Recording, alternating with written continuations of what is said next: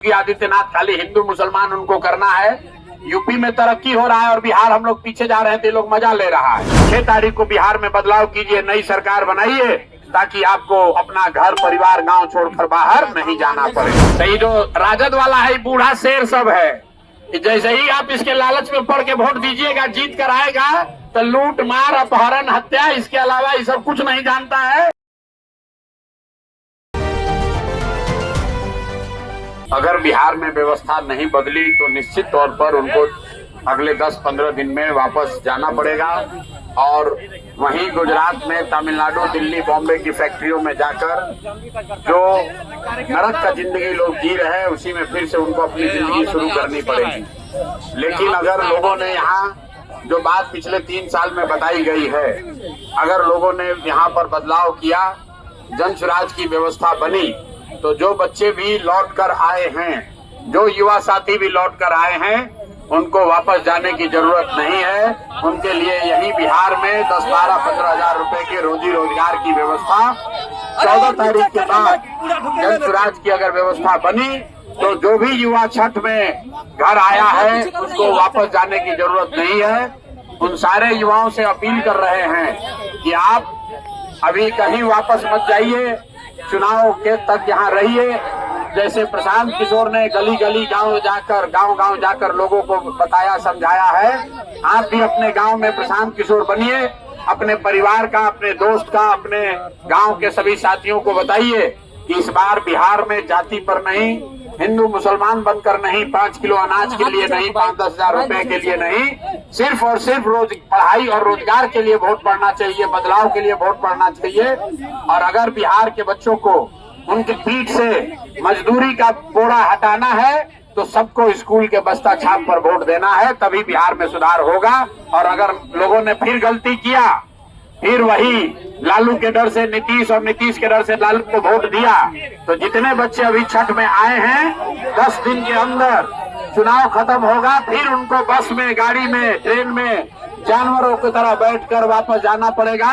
और जो लोग बाहर गए हैं उनको मालूम है, छोटा छोटा कमरा में 4-5 लड़का रहता है, दिन भर 10 घंटा 12 घंटा अपना हड्डी जलाता है, पेट काटता है कि घर पर 6,000-8,000 भेजेंगे तो हमारा परिवार का बाल बच्चा खाएगा। तो अगर उस स्थिति से निकलना है मेरे भाई तो ये अवसर है। 6 तारीख को वोट होगा, 6 तारीख को बिहार में बदलाव कीजिए, नई सरकार बनाइए ताकि आपको अपना घर परिवार गांव छोड़कर बाहर नहीं जाना पड़े।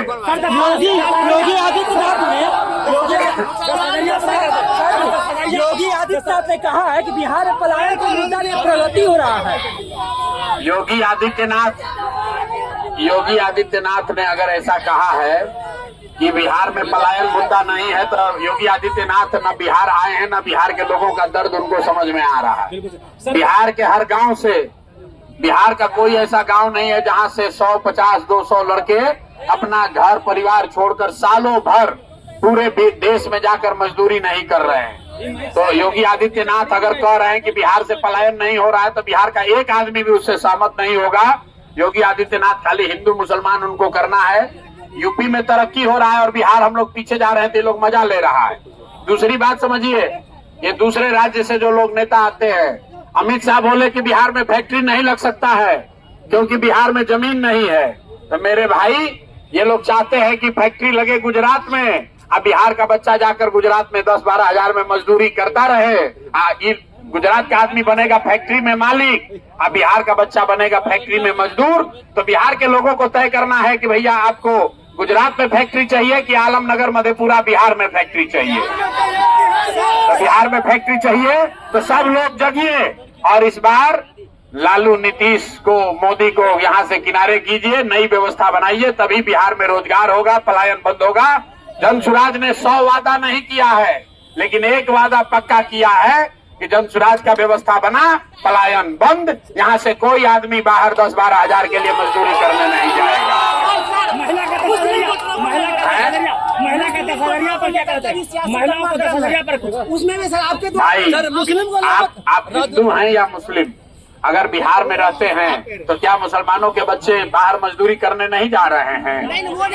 मुसलमान लोग को सुनिए, मुसलमानों को जब राशन कार्ड बना उनसे 2-2.5 हजार घूस नहीं लिया। तो जो जितना मुस्लिम पीड़ित है उतना हिंदू पीड़ित है। हम लोग हिंदू मुसलमान करके बांटिए मत। बिहार में जो गरीब है वो सब आदमी परेशान है और वो परेशानी का जड़ है लालू नीतीश। इनको हटाइए, नई व्यवस्था बनाइए, बदलाव जरूरी है। अगर रोटी को भी नहीं पलटिएगा तो रोटी भी जल जाएगा।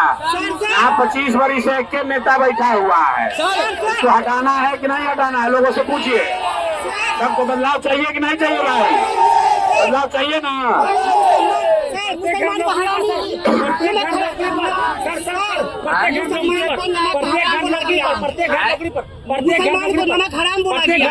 अरे भाई, प्रत्येक घर में नौकरी। आप यहाँ जितने लोग हैं किसी को विश्वास है? हर घर में ही तेजस्वी यादव कह रहे हैं कि हम हर घर से नौकरी दे देंगे।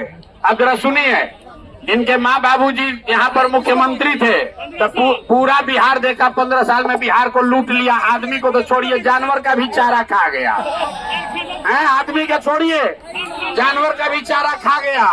और 15 बरिस में 5 लाख आदमी को नौकरी नहीं दी। आप कह रहा है कि हम आएंगे तो 3.5 करोड़ लोगों को नौकरी दे देंगे।